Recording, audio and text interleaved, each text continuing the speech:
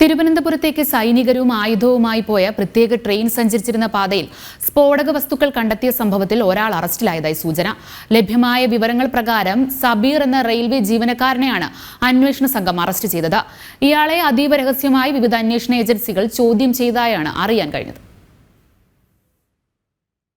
ഇക്കഴിഞ്ഞ 18-നാണ് സൈനികർ യാത്ര ചെയ്തിരുന്ന പ്രത്യേക ട്രെയിൻ കടന്നുപോകവെ മധ്യപ്രദേശിലെ സബ്ഖാദ, ഡോൺഗർഗാവ് സ്റ്റേഷനുകൾക്കിടയിൽ ട്രാക്കിൽ സ്ഫോടക വസ്തുക്കൾ കണ്ടെത്തിയത്. റെയിൽവേ പോലീസിന് പുറമെ കരസേനയുടെ രഹസ്യാന്വേഷണ വിഭാഗവും ദേശീയ അന്വേഷണ ഏജൻസിയും അടക്കം സ്ഥലത്തെത്തി പരിശോധന നടത്തി. റെയിൽവേ ജീവനക്കാരെ വിശദമായി ചോദ്യം ചെയ്തു. സംഭവത്തിൽ ഒരാൾ അറസ്റ്റിലായതായാണ് സൂചന. സബീർ എന്ന റെയിൽവേ ജീവനക്കാരൻ അറസ്റ്റിലായെന്നാണ് ചില ഓൺലൈൻ മാധ്യമങ്ങൾ റിപ്പോർട്ട് ചെയ്തത്. സംഭവത്തിന് പിന്നിൽ ഏതെങ്കിലും തരത്തിലുള്ള ഗൂഢാലോചനയുണ്ടോ എന്ന് വിവിധ ഏജൻസികൾ പരിശോധിച്ചു വരികയാണ്.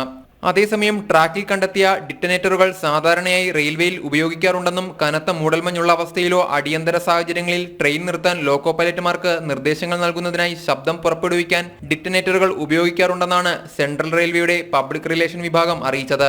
അതേസമയം വിഷയം ഗൗരവമായി എടുത്ത് റെയിൽവേ പ്രത്യേകാന്വേഷണം ആരംഭിച്ചിട്ടുണ്ട്.